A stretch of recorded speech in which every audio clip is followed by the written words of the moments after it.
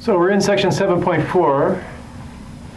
7.4 is about addition and subtraction of radical expressions. We'll see the kinds of radicals that we combined are called like radicals. We'll see what that means. We'll combine some like radicals.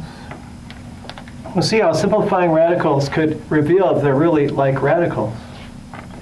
And finally, we'll combine radical expressions involving fractions.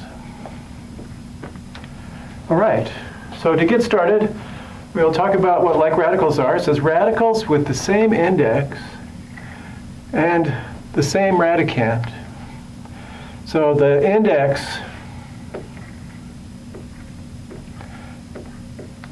is that little number up there on the radical expression.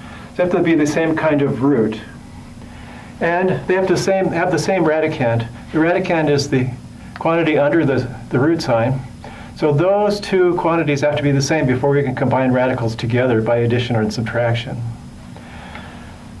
Okay, and those kinds of radicals are called like radicals. Like radicals can be combined using the distributive property. Well, they're identical chunks, like here, multiplied by real numbers.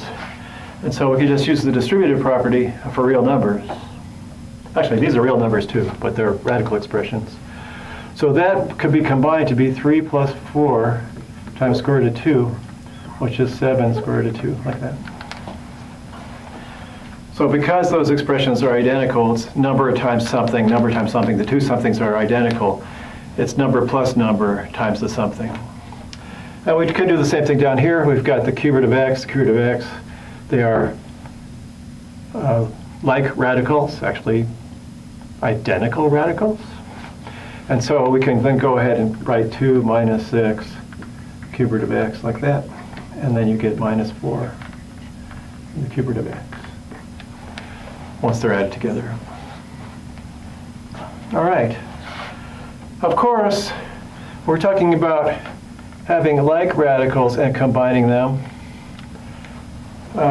Some radicals can't be combined by addition or subtraction since they can't be transformed to be like radicals. So sometimes you can't tell by looking. You can do some simplification to make the radicals into like radicals when they don't look like they started off being like radicals. But sometimes you can just look at it and go, well, like this one here, there's no way to take the square root of 3 and the square root of 7 and keep them the same quantities and turn those into like radicals. We can't simplify them. We can't add extra stuff inside without changing what they are. We just can't make them into like radicals. So it should be,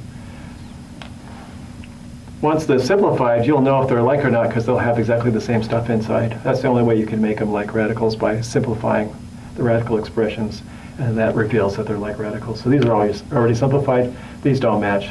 They're not like radicals, and so they can't be combined. So that's where we are so far. We found out what like radicals are. We found out how to add and subtract multiples of like radicals to simplify expressions involving radicals with the same index and radicand, which we call like radicals. We'll be back in a minute to do some more combining, some more examples. So hang on for more radical behavior.